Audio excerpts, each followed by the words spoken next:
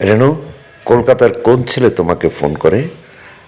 তার কাছে জানতে চাইলেন তার স্বামী ফজলুর রশিদ ডালি। তিনি আজ প্রয়াত। রোজিনার ডাক নাম রেনু।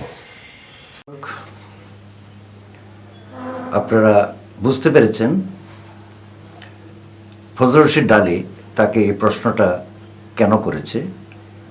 ফজলুর রশিদ ডালির প্রশ্ন করার কারণ হচ্ছে, কে একটি ছেলে কলকাতায় যখন রোজিনা কোচবরণ কন্যার রিমেকে অভিনয় করছিলেন, পরিচালক আজিজুর রহমান, চিত্রগ্রাহক ছিলেন প্রয়াত সিরাজুল ইসলাম, তারা সবাই ছিলেন। কে যেন একজন ফোন করে তার প্রযোজক, কলকাতার যে প্রযোজক মারোয়ারি, তার সঙ্গে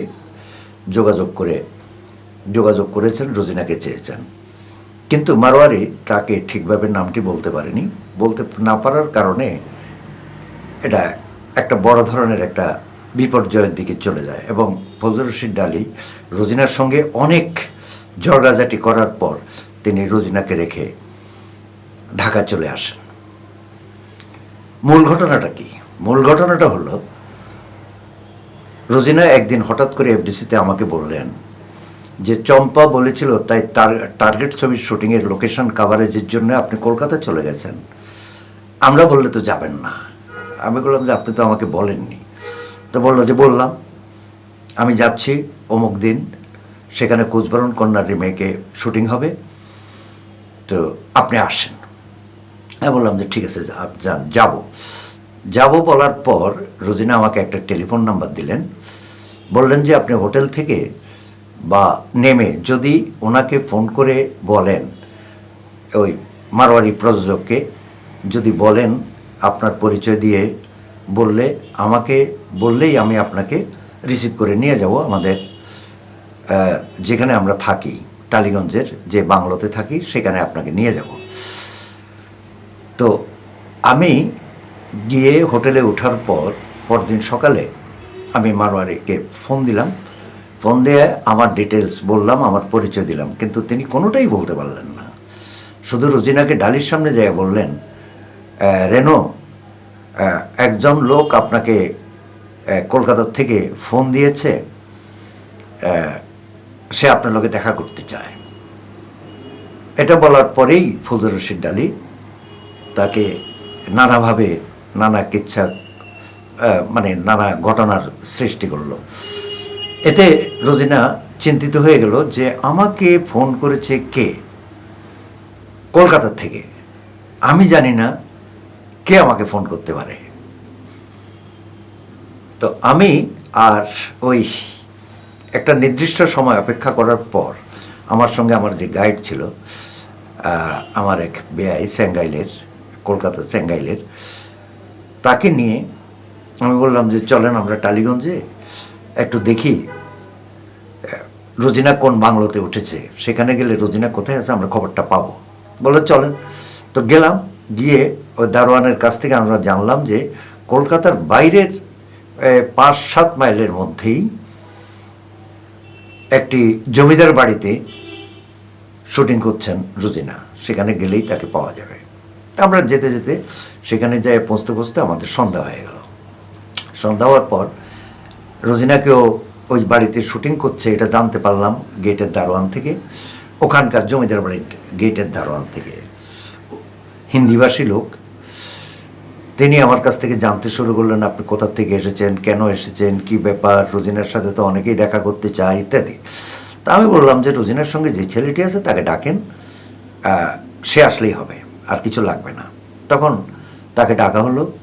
প্রায় 1.5 মাইল ভিতরে শুটিং হচ্ছিল, সে একটা সাইকেল চালিয়ে চলে আসলো। আসার পর আমাকে দেখে চিৎকার দিয়ে উঠলো, আপনি কলকাতাতে এসেছেন, আপা বলেছিল আপনি চলে আসছেন, ভালো হলো। তো চলেন ভিতরের দিকে যাই। দারোয়ানকে বললো যে হ্যাঁ আমাদের পরিচিত, আমাদেরই লোক, উনি জার্নালিস্ট। বলার পর দারোয়ান আর কোনো কথা বলেনি, বললো যে ঠিক আছে যান। আমি যখন লোকেশনে গিয়ে পৌঁছলাম তখন রাত 7টা 7:30 হবে। তখন দেখতেছি সিরাজুল ইসলাম ক্যামেরা চালাচ্ছেন, তার পাশেই দাঁড়ানো আছে পরিচালক আজিজুর রহমান, তিনি ডিরেকশন দিচ্ছেন।